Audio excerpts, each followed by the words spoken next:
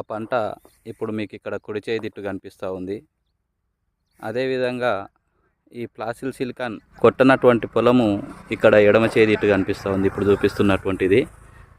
అయితే ఇప్పుడు బాగా ఎండ ఉన్నందుకొరకు వీడియో క్వాలిటీ జర తక్కువగా వస్తుంది. అయితే దీనికి మన ప్లాసిల్ సిలికాన్ కొట్టిన దానికి కొట్టిన దానికి ఇక్కడ చూస్తే ఇది మన ప్లాసిల్ సిలికాన్ కొట్టినటువంటి కర్ర, ఇదేమో మన ప్లాసిల్ సిలికాన్ కొట్టినటువంటిది.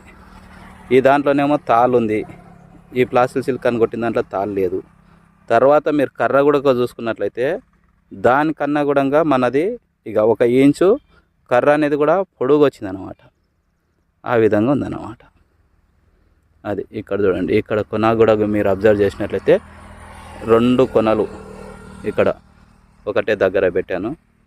పెట్టి ఇక్కడ చూడండి, చూసిరా.